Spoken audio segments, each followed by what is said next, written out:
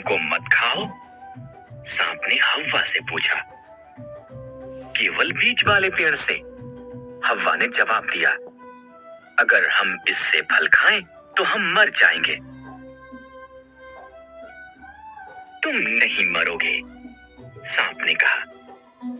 यहाँ पर एक कारण है कि क्यों परमेश्वर नहीं चाहते कि तुम इस पेड़ से खाओ। अगर तुम खाओगे तो तुम उसके जैसे बन जाओगे। जो वो जानता है तुम भी जानोगे। हव्वा ने फल खा लिया। उसने कुछ आदम को भी दिया जो उसके साथ था। उसने भी इसे खाया और एकदम से उन्होंने वो जाना जो उन्होंने पहले कभी नहीं जाना था। एक बात जो वो जानते थे वो ये कि वो नंगे थे। उन्होंने अपने आप को ढकने के लिए पत्तों को जोड़-जोड़ कर सिल लिया। उन्होंने पहले कभी भी डर और शर्म को महसूस नहीं किया था, इसलिए वो जानते थे कि कुछ गलत हुआ है। आदम, हव्वा, परमेश्वर ने आवाज दी। हम छिप रहे हैं, आदम ने कहा। हम नंगे हैं। तुम इसलिए ये जानते हो क्योंकि तुमने उस पेड़ से खा लिया है। परमेश्वर ने गहरी सांस ली। तब आदम ने हव्वा को दोष दिया और हव्वा ने सांप को दोष दिया। परमेश्वर ने कहा, सांप, तू पेट के बल चलेगा। एक स्त्री का पुत्र तुझे हराएगा। हव्वा, संतान पैदा करना कठिन होगा। आदम, अन्न उगाना मुश्किल होगा।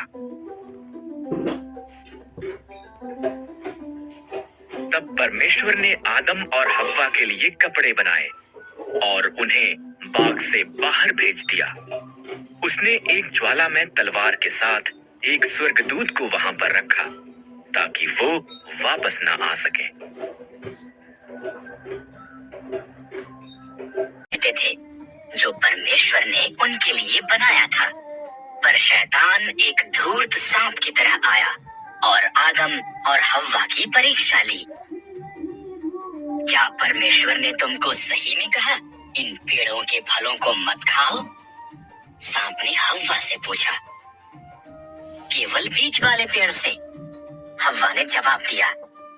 अगर हम इससे फल खाएं तो हम मर जाएंगे।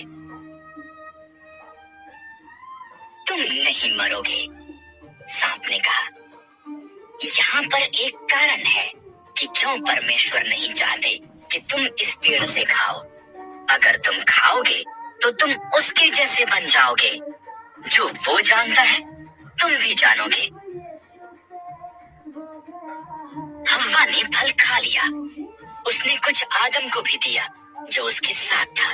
उसने भी इसे खाया और एकदम से उन्होंने वो जाना जो उन्होंने पहले कभी नहीं जाना था।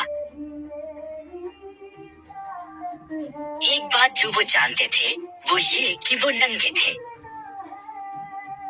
उन्होंने अपने आप को ढकने के लिए पत्तों को जोड़ जोड़ कर सिल लिया। उन्होंने पहले कभी भी डर और शर्म को महसूस नहीं किया था, इसलिए वो जानते थे कि कुछ गलत हुआ है। आदम, हव्वा, परमेश्वर ने आवाज दी। हम छिप रहे हैं, आदम ने कहा। हम नंगे हैं। तुम इसलिए ये जानते हो क्योंकि तुमने उस पेड़ से खा लिया है। परमेश्वर ने गहरी सांस ली। तब आदम ने हव्वा को दोष दिया और हव्वा ने सांप को दोष दिया। परमेश्वर ने कहा, सांप, तू पेट के बल चलेगा। एक स्त्री का पुत्र तुझे हराएगा। हव्वा, संतान पैदा करना कठिन होगा। आदम, अन्न उगाना मुश्किल होगा। तब परमेश्वर ने आदम और हव्वा के लिए कपड़े बनाए और उन्हें बाग से बाहर भेज दिया। उसने एक ज्वाला में तलवार के साथ एक स्वर्गदूत को वहां पर रखा ताकि वो वापस ना आ सके।